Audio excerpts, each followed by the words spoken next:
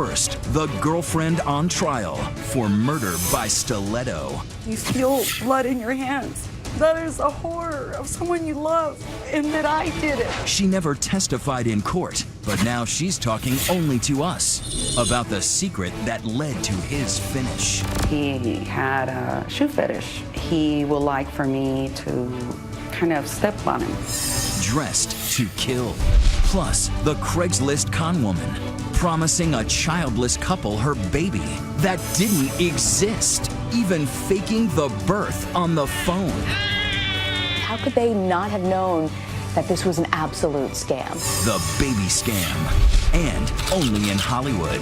The salon owner to the stars, charged with wanting to kill the competition. Literally. Definitely caught me off guard that my life would be in danger for doing skincare. Tonight, designing women. This is the craziest thing I've ever seen. Here now, David Muir and Elizabeth Vargas. Tonight, the sensational murder case in the national spotlight right now for nearly one reason alone. The murder weapon, a stiletto high heel, 5.5 inches high, blue suede. And the woman who used that shoe to kill her lover is talking only to ABC News. Here's the question. Was it self-defense or was it murder? Tonight, she tells us details the jury never got to hear, but will it change your mind?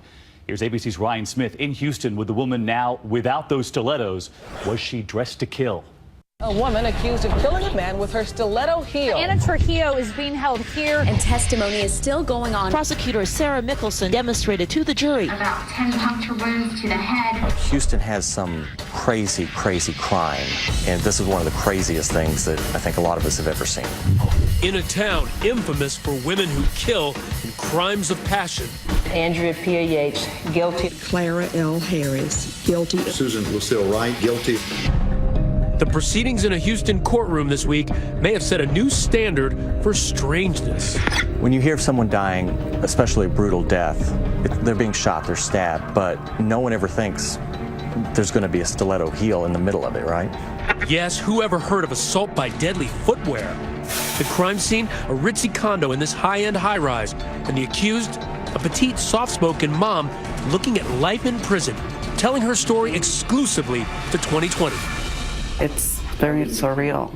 It feels like it happened to someone else and I'm just watching it. Born in Mexico, Anna Trujillo came to America with dreams of making it big. Married twice, the mother of 2 young girls, she was a striking, vibrant young woman who was once the host of a community access show and called herself Anna Fox. Thank you for joining me and enjoying ourselves. The producer said I had a bubbly personality. Is that who you are? That TV host with that bubbly personality? Yes, I am, actually. I'm usually very optimistic. I love life. I love friends. And I just believe in being me. But those big dreams jumped the track as she landed on the hard side of town. Jim Carroll met her at the Lawndale Hotel, where they both once lived. What was she like? She laughed a lot. I mean, she was really cool. She just talked about spirituality and the pyramids and ghosts and the tarot. She was a drifter, floating from job to job, wishing for the right things, attracted to the wrong people. She brought several men to the hotel, and finally I started talking to her. I said, look, you know, we can't have none of that business going on here. And how many men would you estimate this was? 4 to 6 men. One of them was the professor. His name? Stefan Andersson, a naturalized citizen from Sweden who worked at the University of Houston as a medical researcher. Tell me about him. Well, he was very charming. He had a beautiful young spirit.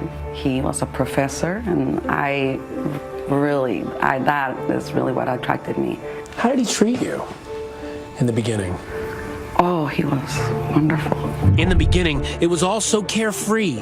Here at the local taco shop, Bodegas, they were regulars, and his friend, Adam Benjamin, remembers the early days of their romance. You can see Stefan right there.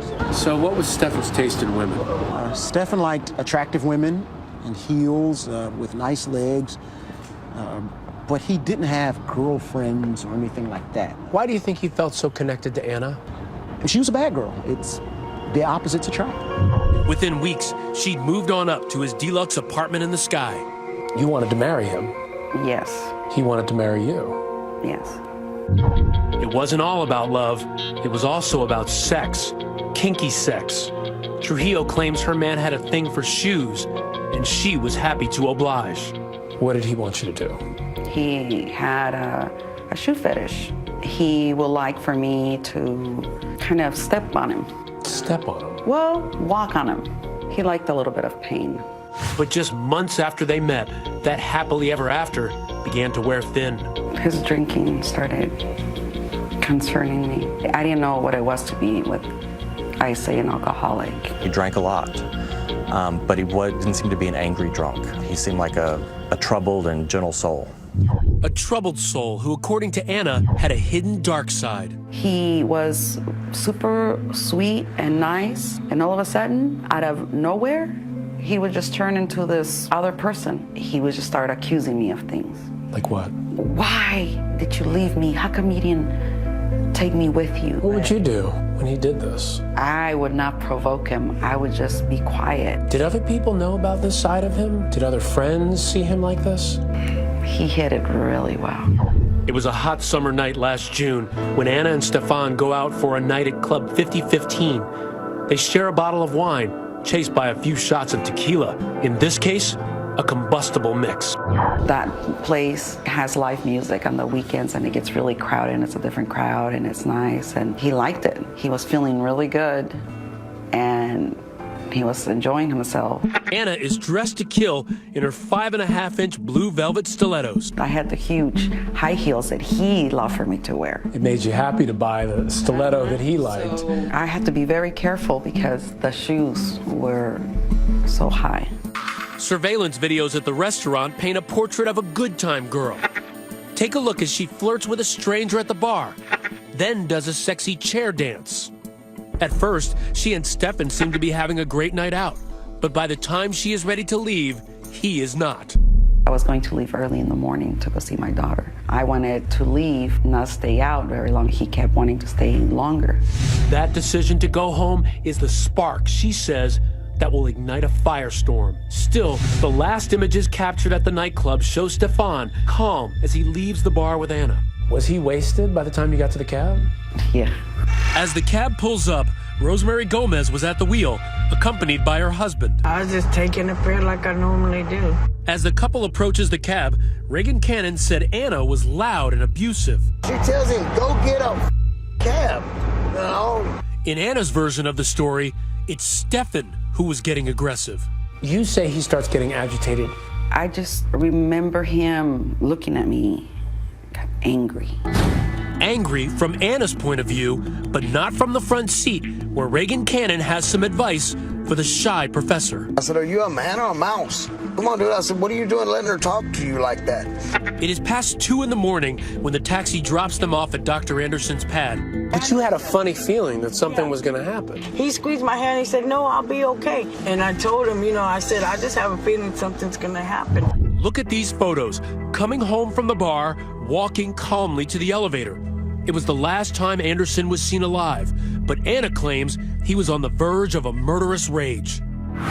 All of a sudden, he just turns around and has a complete different look on him. Angry.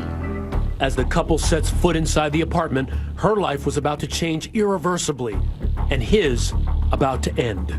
He starts to pull me. I still have my shoes on. So he grabs me by my hands. He bangs me against the wall. He kept saying that I was going to leave him. I wasn't coming back. He's screaming and yelling and ranting and just, I saw the way you were looking at those guys. When he threw me over the couch and I fell completely backwards and my head hit, I saw black. Did you feel like your life was in danger at that point? Yes. In the darkness, she reaches for the only weapon she could find, one of those blue stilettos, and starts striking.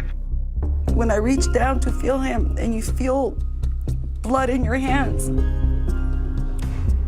that is a horror of someone you love, and that I did it, that accidentally I did it. I didn't even know that he was bleeding. He wouldn't stop. Nothing is facing them. He's unstoppable. Coming up, Lights 911. He started beating me up. Action. She called in the crime, but did she commit it? I'm the victim. My innocence have been taken away. Self-defense or crazy defense? When Designing Women returns.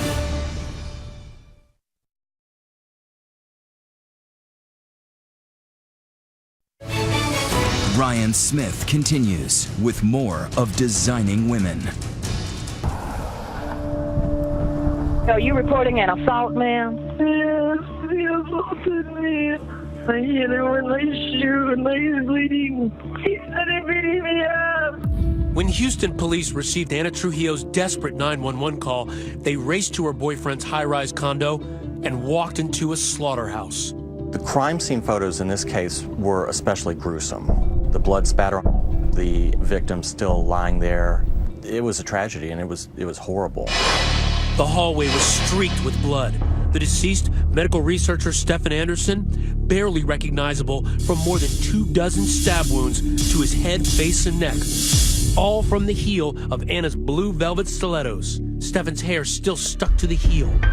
And on a glass table nearby, a macabre sign. Trujillo's Book of Tarot turned to the picture of death. Instantly, the police officer was suspicious. He just yelled at me and took his gun out and he told me to get down on the ground. I thought they were there to help us. The millions of officers showed up and where was the ambulance? Anna tells police Anderson had attacked her, that she killed him in self-defense. But though she was drenched in blood, police say she doesn't look injured.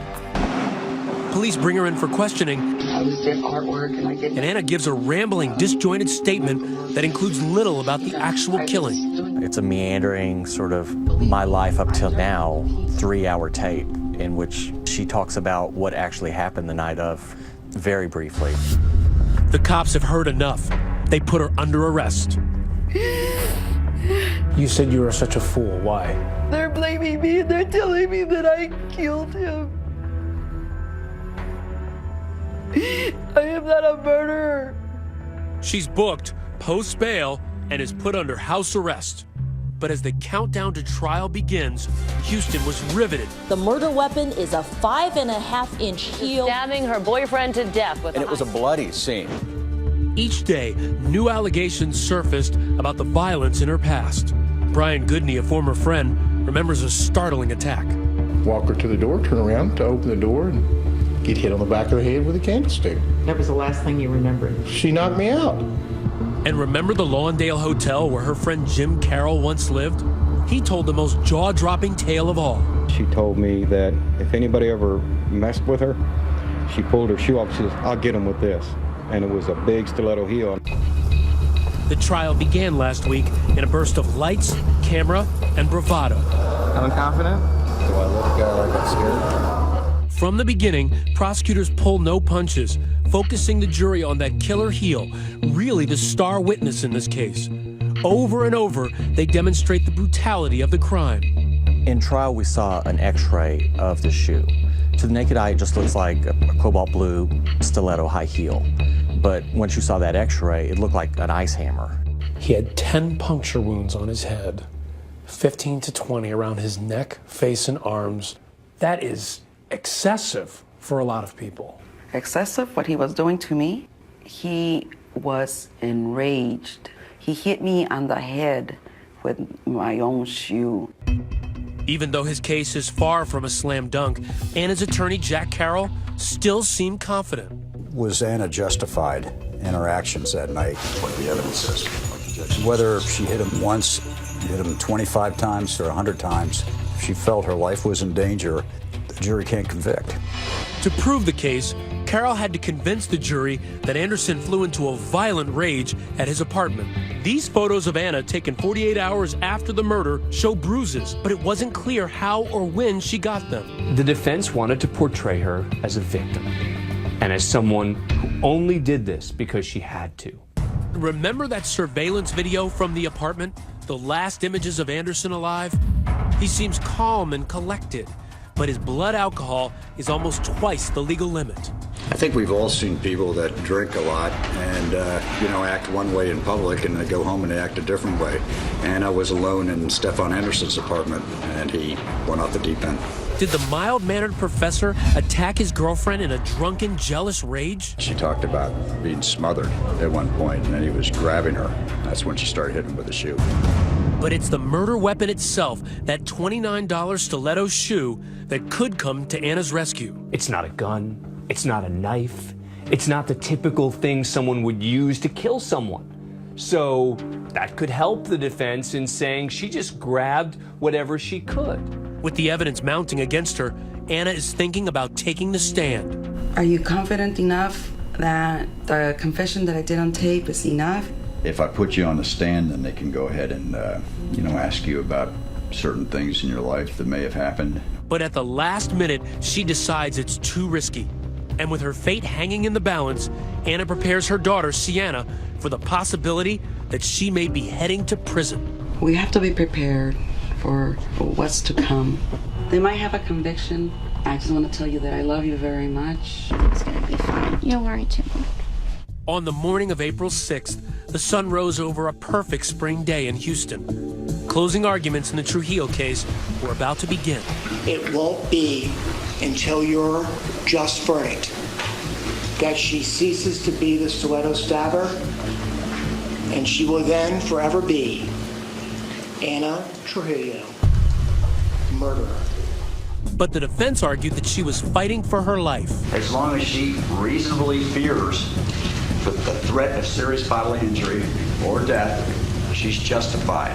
After less than 2 hours of deliberation, the verdict was swift and unequivocal. We, the jury, find the defendant, Anna Trujillo, guilty of murder as charged in the indictment. She is now a convicted murderer, sentenced just this afternoon to life in prison. And though that shoe may fit, she still refuses to wear it. We all have opinions of what we would or wouldn't do, or why, or how. But when you find yourself in a situation, you don't know either, because it's that situation. You don't know what you're going to do when that happens. You think you do, but you don't. In spite of all of that, you loved him. I love him, and I'm mourning, and I'm in sad, and I'm in pain, and I have no closure. And it's not my fault. So, after seeing the evidence for yourself, was it self-defense or was it murder by stiletto? We're live tweeting throughout tonight's program, so let us know using the hashtag ABC2020. And when we come back here tonight, we couldn't believe this one. When getting a facial can turn deadly for the person trying to make you look younger. You gotta see this. Coming up, a real designing woman, making Hollywood faces look great. But when competition set up shop across the street, did she have a plan to take care of business? When you use the phrase take care of, I have a feeling it doesn't mean to get a nice facial. Skin deep and deadly when Designing Women returns.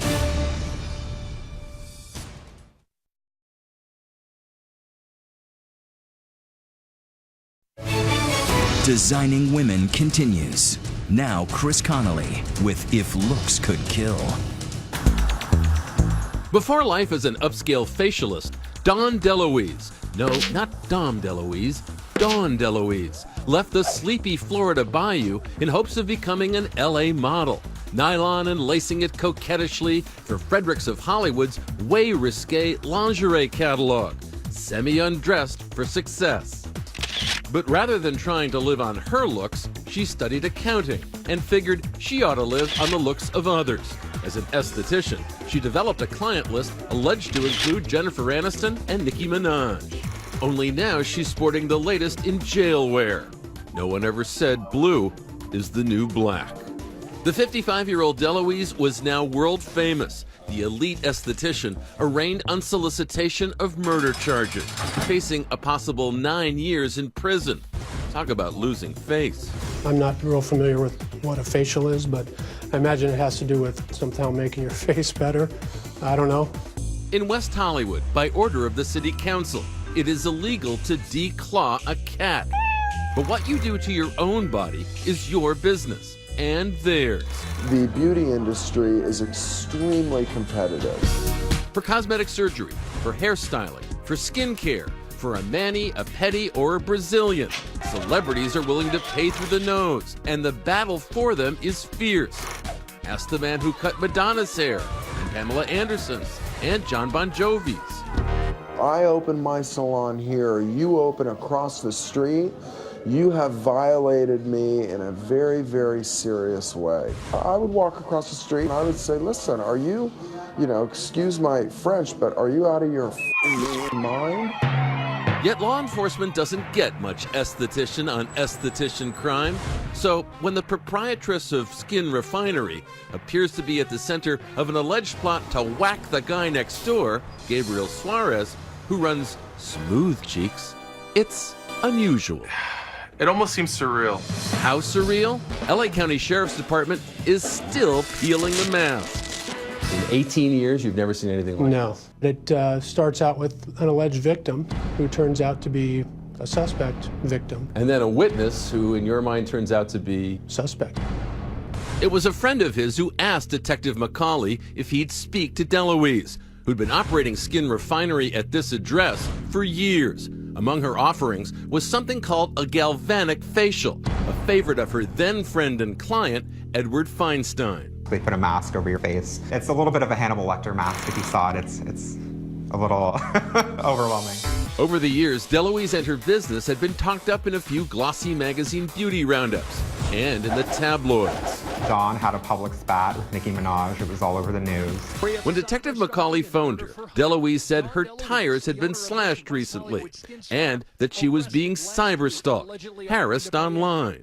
There had been Craigslist ads that were posted, solicitations for sexual encounter that listed her address and her phone number. And did she have any idea who might be responsible? She believed it was Gabriel Suarez. Did she feel like he was a competitor and therefore this was why she felt he might be doing such things? Yes. It's kind of crazy. His response was, in general, I don't know her. He came off as very credible to me. DeLuise seemed aghast that Suarez had moved his business practically next door, even though Suarez had Smooth Cheeks focused on a different end of the skincare game. I like the name Cheeks because I do a lot of waxing too, and it's kind of double entendre. It has cheeks and, cheeks. DeLuise thought Feinstein would back her with the cops, but with a prior conviction for identity theft, Feinstein flipped, telling them the cyberstalking was actually DeLuise's plan to frame Suarez. She wanted me to pretend to be Gabriel, send her fake texts, post Craigslist ads. She wanted it to seem like she was being stalked, so she could say it was Gabriel. She asked you to do all these things? Yes. He provided me with texts that seemed to indicate that Miss DeLuise had asked him to lie to me. Dawn, lying to these damn cops to get them to step up. I'm going to tell them Gabriel was in my apartment last night and is now threatening me with bodily harm. But it was another one of Feinstein's texts that would get Dawn DeLuise on page 1 and TMZ and give new meaning to the phrase, if looks could kill. Dawn, I found someone who is going to take Gabriel out. His name is Chris Guiley, and he's an ex-Detroit Lion quarterback. He's on my Facebook page. These photos from a bar in nearby Big Bear suggest that Guiley friended DeLuise on more than just Facebook. But DeLuise's apparent text led cops to get proactive on the facialist. Miss DeLuise was actively seeking somebody to take care of Gabriel. When you use the phrase take care of, I have a feeling it doesn't mean to get a nice facial. Probably not. The conclusion was that she had solicited a murder of Gabriel Suarez. Definitely caught me off guard that my life would be in danger for doing skincare. So the esthetician who had told police she was being cyberstalked found herself going from facial to disgraceful in less than a month's time, arrested on March 5th and charged with solicitation of murder. Not guilty plea is in it. Yes, Your Honor. Chris Guiley hasn't been charged with anything. In a sit-down with KABC, he denied being Dawn's hitman of choice. I was just totally astonished. There was no services to engage. At this point, he is more of a witness then he is a suspect. Edward Feinstein was not so lucky. On March 12th, Feinstein planned to sit down with 2020. While we waited, police came to his home to arrest him. We caught up with him a week later, after his release. I'm the one that originally told the police when they contacted me about Don's ruse. So for me to be named a suspect was just mind-boggling to me. Police had decided DeLuise had been maliciously stalked by Feinstein. DeLuise's attorney Philip Dubé is confident the case against her will be dismissed.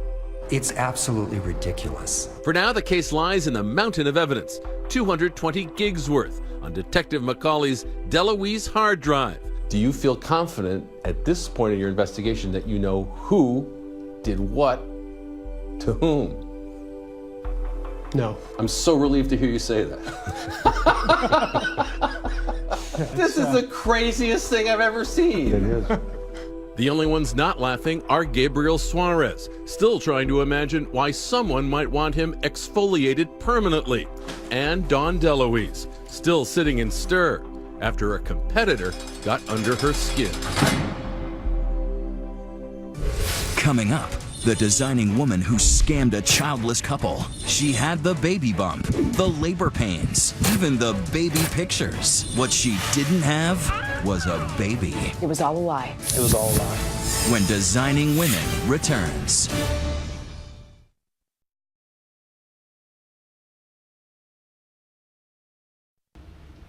Now a couple unable to conceive who would do almost anything to get a baby.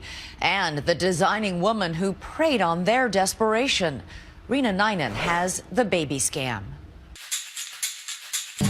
Even before they got married, Mark and Tracy Jakinski, living in a kid-friendly community outside of Chicago, talked about having children. Can't wait to have a little girl and put her in the sundresses and fix her hair.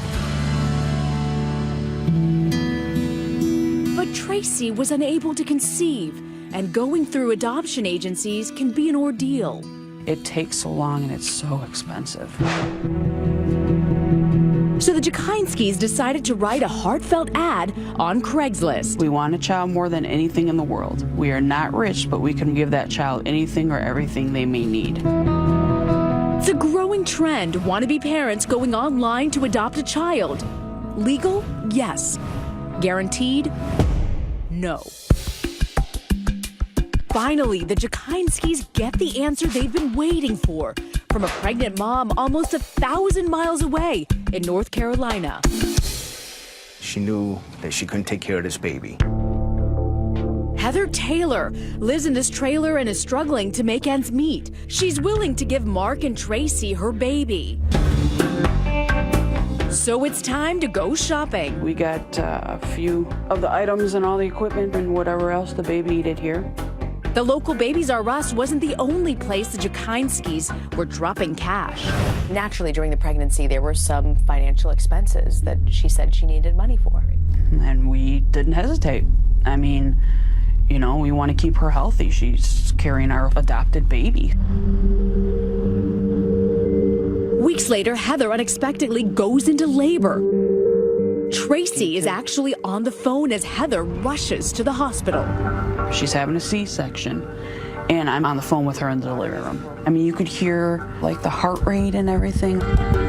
And then a couple minutes later, there's a baby crying.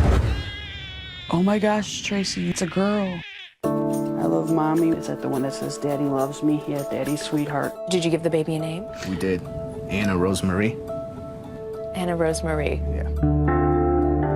Heather now says she needs more money for Anna Rosemary's expenses.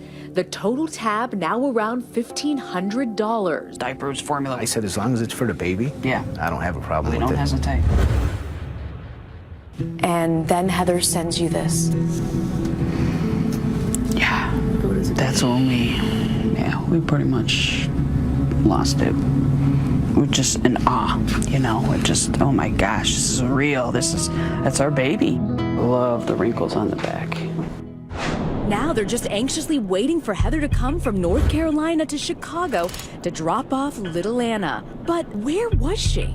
Oh, it's one thing after another. Her brother was in a car accident. She missed her plane. The baby had breathing problems. She didn't want to fly. She wanted to drive. Then Heather drops a bombshell.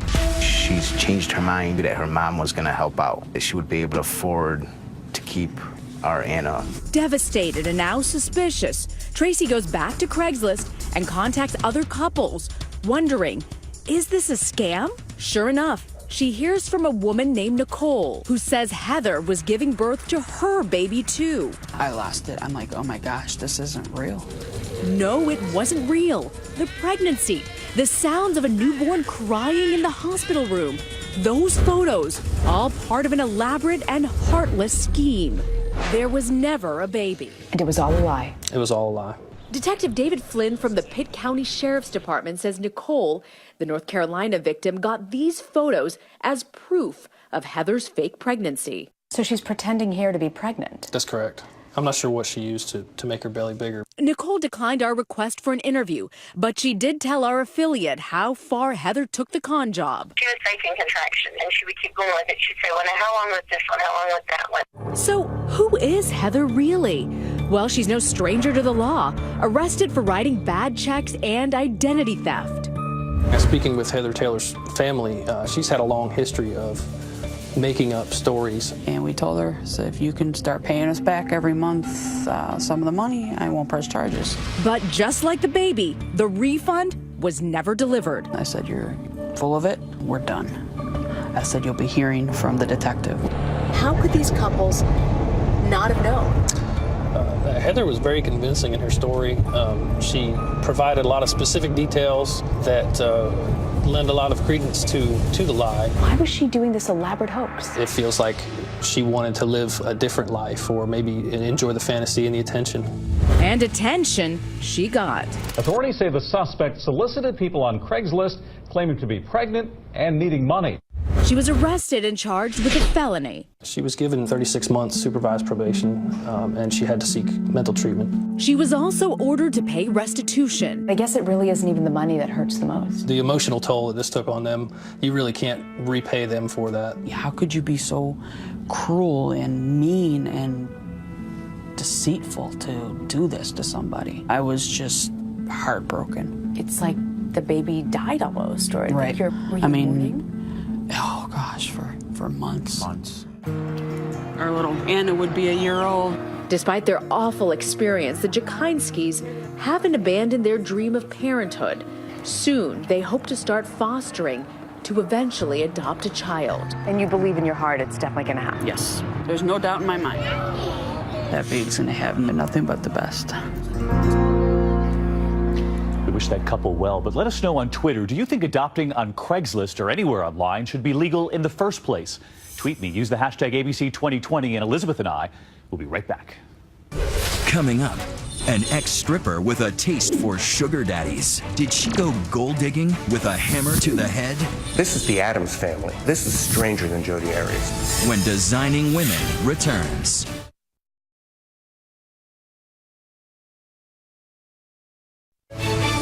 As Designing Women continues, Jim Avila and the case of a crushing blow.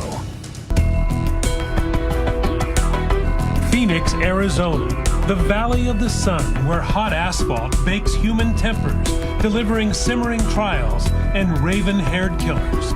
Jodi Arias, and now this one, Marissa DeVoe. We thought coming into this trial that it was going to be the next Jodi Arias trial, but this is the Addams Family. This is stranger than Jodi Arias. Are these the hands of a murderess? Is this the face of a killer? Or is 36-year-old Marissa a victim, so battered by an abusive husband that she bludgeoned 38-year-old Dale Harrell to death with multiple blows to his head?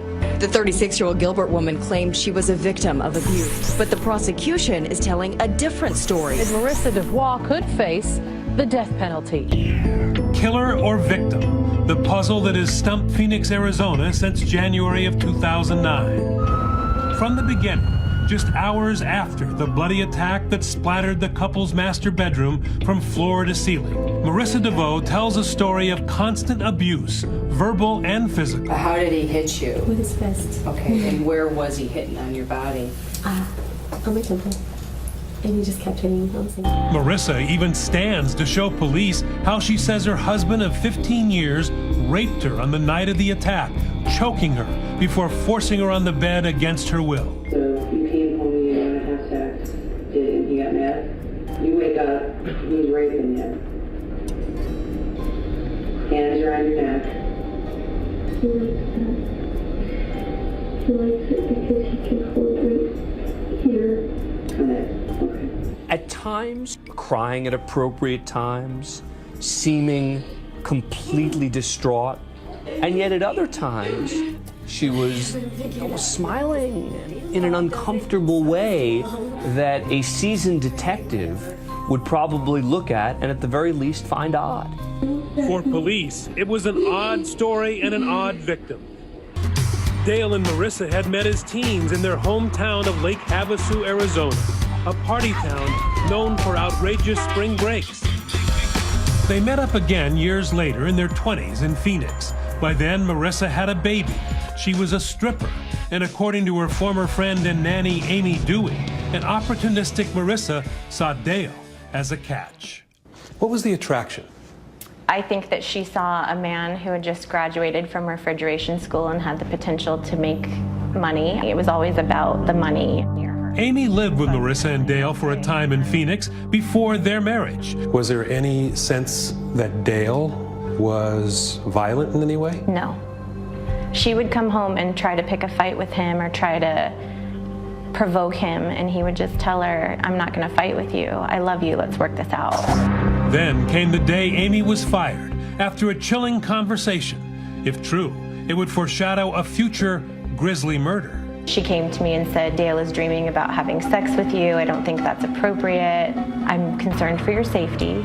Dale is dreaming about killing you with a hammer. You have to go. Fast forward to one New Year's Eve. Dale in his bedroom critically wounded by, yes, a hammer. My husband was trying to hurt me, trying to strangle me. In the interrogation room, Marissa plays the battered woman card.